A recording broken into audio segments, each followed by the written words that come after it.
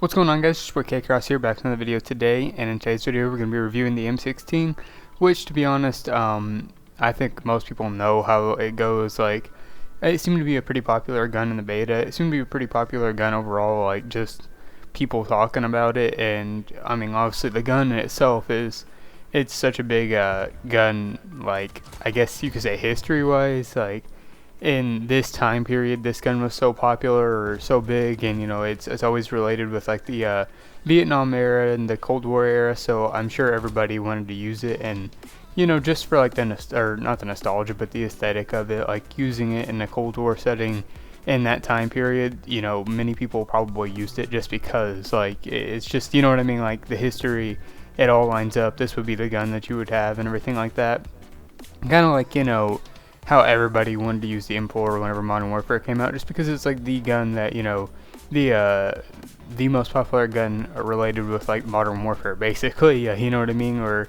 whenever Cod World War II came out, everybody was like wanting to use a Tommy gun, or use like the STG-44, and just all these popular guns from that time period that, I don't know if the STG-44, but you know what I mean, right? Like the M1 Garand, like all these popular guns from that time period that are just so, I don't know, like related with the time period. Like whenever you think about the time period, that's what you think about is this gun, right? And I think that's why these guns are usually so popular, is because they're just cool, and whenever you watch movies and stuff like that, it's always like an M16, or a gun like a, maybe you could say the AK, but I feel like the AK is just, so, like, related with, I don't know, I guess bad guys in movies that most people won't use it, but basically, you know what I mean, like, the gun is just, infamous, I guess is what you really could say. The gun is infamous as a gun, so people like to use it, and it's a popular gun. And that's basically all I gotta say about that portion. I'm just gonna go ahead and get onto the review now, which is it's the M16. I think everybody used it. I think everybody kind of knows that it's a good gun.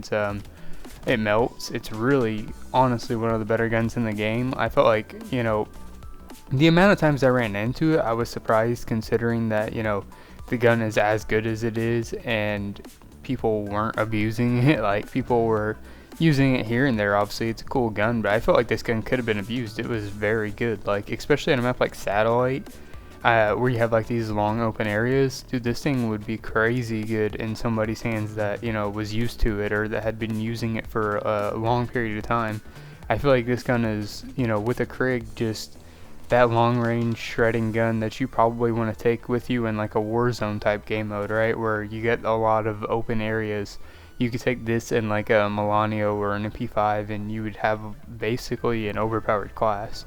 I don't know if I'd say overpowered, but you'd have like a class that's honestly like able to do about anything. Obviously it's not a sniper rifle, but it's like in effective range of a sniper rifle. This thing can pretty much take most of that, right?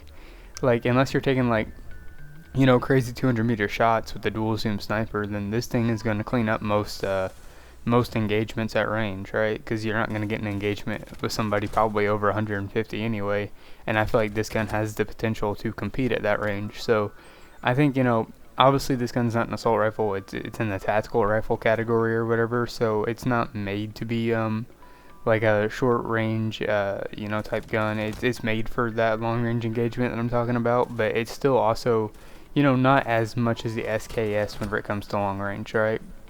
Like, you can see an SKS like still participating in like 150-meter battles like consistently, and I think the SKS will probably beat it at ranges like that. But overall, like, you get into like the 50-meter, the 40-meter, 30-meter, this thing still is a good gun. This thing's still going to compete with anybody at those ranges, and I think that's what makes it different from all the other guns that I talk about, because this gun is, like I said with the Krig, but this is a better example. Like, this gun does the damage up close that makes it worth it, right? If you can hit your burst and you can keep the bullets on target, and all 3 bullets on target, then this thing is crazy. It's just like a 2 burst anywhere, and that's what makes this gun like crazy, basically, is that 2 burst, maybe even 1 burst at times potential.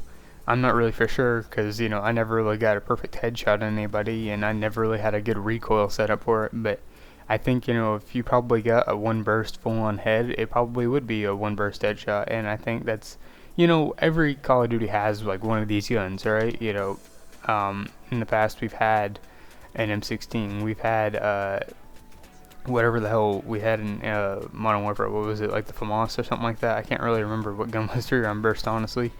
That's crazy. It's only been like 3 weeks and I'm already forgetting the guns in Modern Warfare.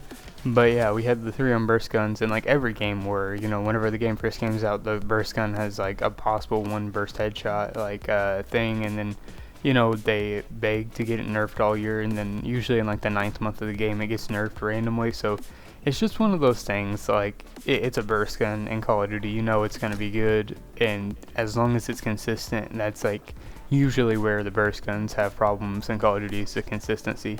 But this one feels pretty consistent, so I would say possible nerf on it, but if it doesn't get nerfed, I think it's one of the better guns to use. It is easy to use. It's a lot of fun to use too, because like I said, it's got the aesthetic, and the time period obviously matches the gun, so it's a lot of fun to use. On top of just being easy to use, it's a good gun, right?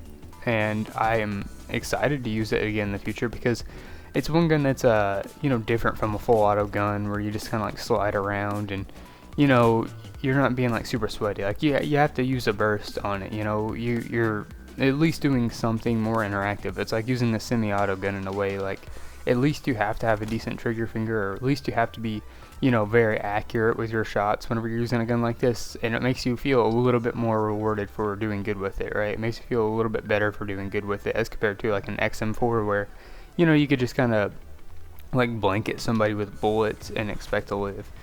Then this gun, you gotta be a little bit more precise, you gotta be a little bit more accurate with your shots, and I think that's what one of the main things about using the gun is just being accurate and precise, because if you're accurate and precise with a burst weapon, it's deadly, right? Like I said, if it's consistent, then it's going to be deadly, and ultimately that's how this gun feels. I feel like it's consistent. I feel like it has a pretty tight like pattern for its burst, as compared to like some burst guns would be like crazy recoil.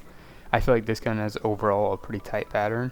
And I forgot that I had to grade these, so I guess if I had to, I'd probably give this gun, I don't know what I've been giving the other guns, so it's probably way off, but I'd say I'll probably give this gun like a 9 or an 8.5, since I'm hard on all guns. But yeah, I'd say somewhere in there would be a fair review. So that's all I got to say about this gun. Just one more gun, the SKS, and then I'll be done with this series. Peace out.